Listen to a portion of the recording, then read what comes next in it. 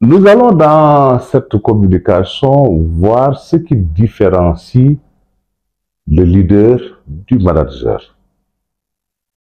Mais vous devez tout d'abord être conscient du fait que vous êtes des managers de projet ou bien vous aspirez à être manager de projet.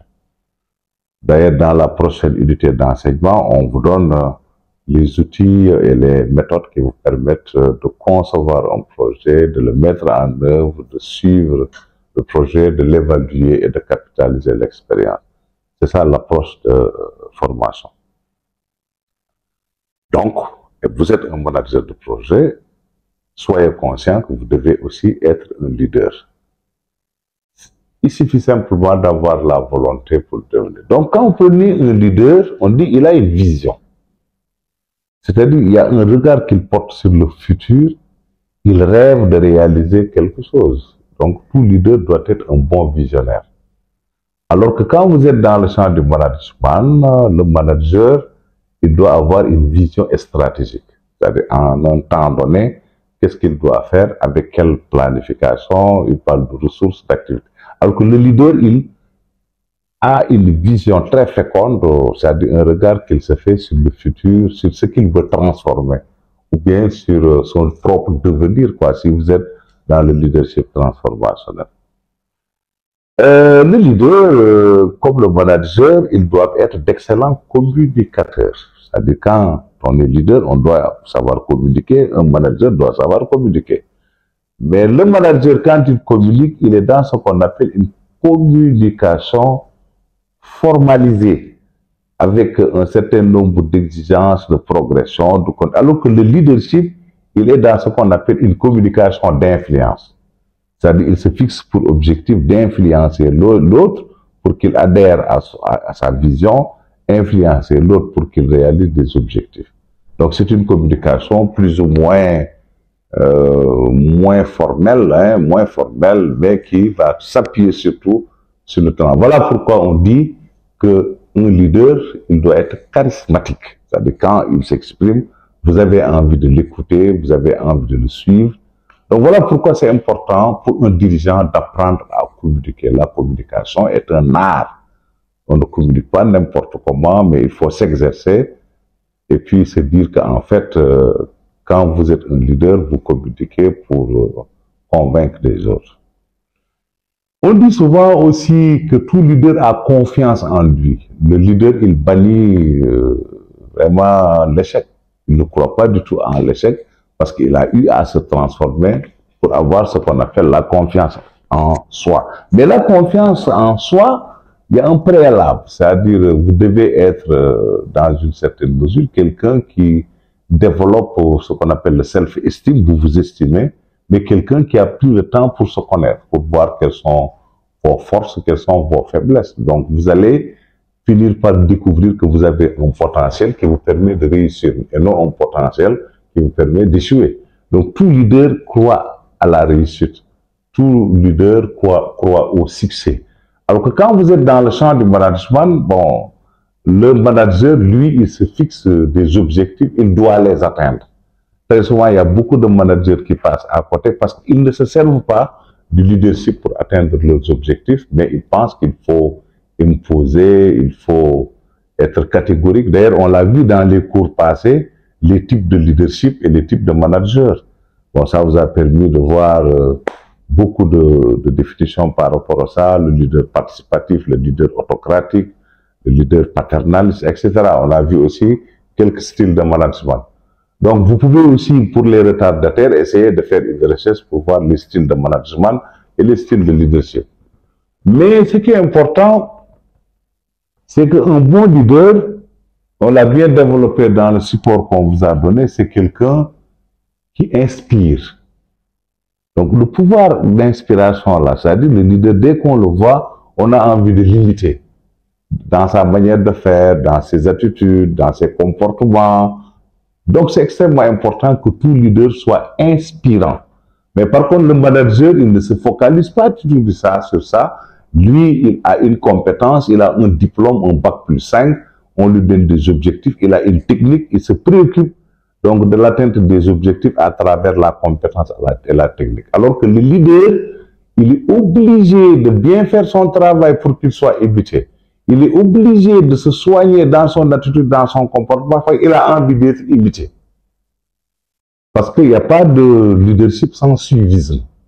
Voilà pourquoi c'est bon de se transformer d'abord pour espérer transformer les autres. On dit aussi que le leader, il est conscient de sa responsabilité. C'est-à-dire, je vous donne un exemple très simple. Quand vous êtes chef de projet, si vous avez échoué par rapport à des activités, bon, vous pensez très rapidement, quand vous êtes un manager, à sanctionner les responsables. Vous pensez à, si vous voulez faire des ponctions sur le salaire, vous pensez à beaucoup de situations et vous êtes obligé de dire que c'est telle personne qui l'a fait, on va le sanctionner. Alors que le leader, il ne raisonne pas comme ça. Quand il est dans une équipe, ça ne marche pas, il dit c'est ma responsabilité. Et après, il se met à apprendre avec l'équipe pour dire, bon, pour voir un peu qu'est-ce qui n'a pas marché, pourquoi on n'a pas atteint les objectifs. Et il se donne le courage avec l'équipe de recommencer tout en apprenant. Donc, tout leader, il décide d'apprendre de manière intentionnelle. Parce que quand vous êtes dans l'angle du management, par contre, il faut désigner les fautifs, il faut sanctionner.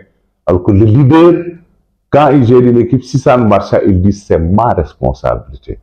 Et très souvent, d'ailleurs, il se focalise surtout dans la relation sociale, sans trop s'appesantir sur une relation de type hiérarchique, de type, si vous voulez, formel. Donc voilà, en réalité, c'est pourquoi d'ailleurs j'ai un séminaire que j'organise chaque année à l'échelle internationale, le Leadership Diamond. Bon, je pense qu'on vous invitera parce qu'il y a un certificat que nous délivrons sur ce modèle de leadership qui a été inventé par un de nos maîtres américains, Peter Kostenbaum. Mais souvent, ça, quand vous le faites, ça vous façonne, ça vous donne des idées sur la manière vraiment de se transformer en un leader qui est capable d'évoluer, de se transformer.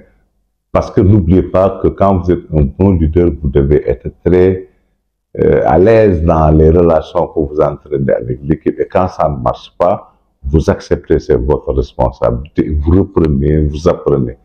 Il y a, par exemple, un exemple que je donne à mon agent un travail pour lui dire qu'il faut écrire le rapport, on doit l'envoyer au ministre. Le rapport arrive chez le ministre, et bon, écoutez, le ministre râle, il dit que c'est mal fait. Bon, il y a trois types de managers. Le premier, lui, il va dire que c'est mon agent Joyce qui l'a fait. Et automatiquement, il charge son collègue et il a envie après de sanctionner, de râler. Bon, il y a un autre type de leader, lui, il va dire que, monsieur le ministre, j'ai pas eu le temps de lire le rapport. Donc, tu es en train de fuir ta responsabilité. J'ai pas eu le temps de lire le rapport pour corriger. Non, ça, vous êtes en train de fuir votre responsabilité. Mais le leader, lui, quand le ministre donne son avis, il accepte, il prend note. Et quand il part même vers celui qui a fait le rapport, il lui fait part de la remarque, il le forme, il va lui dire, allons-y, tu vas le reprendre, tu vas y arriver. Mais si c'est un mauvais leader, il va venir pour te dire, écoute, je vais le faire moi-même. Tu veux le faire à la place de l'autre, c'est pas bon. Ou bien tu le dis, viens, on va le faire ensemble. Ça aussi, c'est un peu autoritaire. Mais quand vous lui faites confiance, vous lui dites que voilà, je sais qu'il faut essayer de faire ça, reprends ça, je sais que tu vas y arriver. Après, il vous donne un excellent travail qui peut même être meilleur que vous si vous l'avez repris vous-même. Donc, le leadership, c'est d'abord savoir incarner sa responsabilité. Donc, c'est important. Tout leader est responsable. D'ailleurs, c'est pourquoi souvent dans les approches inclusives, le leader, il aime déléguer des responsabilités. Il sait ce qu'il faut faire, il peut le faire, mais il délègue des responsabilités. Il a confiance à son équipe. Il leur dit, je sais que vous êtes capable de faire ça, allez-y. Bon, donc un leader, il travaille peu et s'appuie sur les autres et il coordonne. L'autre aspect qui est important, c'est que quand vous prenez un leader, il est obligé aussi de s'accrocher à l'éthique. L'éthique, peut-être si je voulais vous donner une définition très simple que je développe dans le modèle de leadership Diamond, Ben écoutez, c'est quelqu'un qui est décent avec lui-même et décent avec les autres. Donc c'est un problème de comportement, d'attitude. C'est même quelqu'un, quand vous êtes son chef, vous devez par moment lui montrer que je connais peu de choses, vous le connaisseur, donnez-moi un conseil. Regardez par exemple un dirigeant qui parle avec son agent d'un sujet qu'il maîtrise bien et lui dit, ben, écoutez, est-ce que tu peux pas me donner des conseils sur ça? L'agent se sent valorisé et écoutez-le. Il faut lui donner une bonne capacité de ça le valorise, ça le motive. Donc un leader, c'est quelqu'un qui sait écouter, c'est quelqu'un qui sait motiver son équipe. Donc il n'y a pas de sanction possible en leadership parce que je vous ai parlé tout à l'heure de la responsabilité. C'est-à-dire, il a l'habitude de dire, bon, ça n'a pas marché, je suis responsable, on va reprendre ça, ou bien je vais demander à l'autre de le reprendre en lui donnant quelques astuces.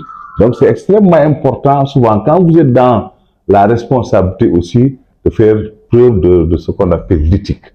Donc c'est important, donc ça j'ai essayé de vous donner quelques caractéristiques du leader, il faudra bien les exploiter. Bon, ce qui est important, c'est pas de se dire que bon, un leader a une vision, un leader fait de l'innovation, un leader a confiance, mais c'est-à-dire vous essayez de vous poser des questions par rapport à chaque point du cours, quelles sont vos forces, c'est quoi vos faiblesses, et essayez d'améliorer vos faiblesses, pour améliorer votre manière de vous comporter. Bon, parmi vous, il y en a qui sont dans de grands mouvements associatifs, qui sont dans de grandes organisations. Marc qui est dans les mutuelles, il y a Idrissa qui est dans le mouvement associatif avec la société civile. Ben, écoutez, c'est là qui est au conseil départemental qui gère une division. Bon, écoutez, vous avez, ou bien Donatien soit le bienvenu qui est dans une ONG, etc., qui travaille avec la population, etc. Donc, essayez à chaque fois de vous dire, par rapport aux caractéristiques données au cours, évaluez-vous.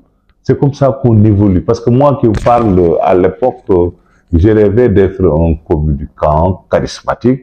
Je me suis beaucoup exercé hein, pour voir un peu, voilà, qu'est-ce qu'il faut développer, qu'est-ce qu'il faut éviter. Mais surtout, il faut savoir écouter les autres. Moi, j'aime bien, j'ai un jeu préféré que je fais. Je vois un jeune de 25 ans, 30 ans pour lui dire, allez, donne-moi des conseils. Et je l'écoute religieusement. Mais à travers cet exercice, je mesure ma capacité de leadership et je vais voir est-ce que j'ai un Aina Diamond, c'est-à-dire quand vous voyez un peu cet aspect, non seulement vous motivez l'autre, il évolue, il est capable de transformer votre travail, mais en même temps, vous voyez votre Aina Diamond, c'est-à-dire votre capacité de leadership. Hein. Bon, il y a aussi un fait extrêmement important dans cet aspect, c'est que quand vous vous auto-évaluez, ne vous surestimez pas. La meilleure manière de procéder pour pouvoir évoluer, c'est d'apprendre toujours à ne pas se surestimer. Parce que quand vous pensez que vous êtes fait, vous êtes réalisé, vous êtes bon, vous vous surestimez à un certain moment, vous finissez par perdre que bon, nous allons maintenant dans la communication qui suit, essayer de vous donner quelques orientations pour être un bon manager. Mais toujours est-il, je reviens sur la position de départ, un bon manager doit être un leader. Mais aussi un bon leader peut toujours être un bon manager. Merci.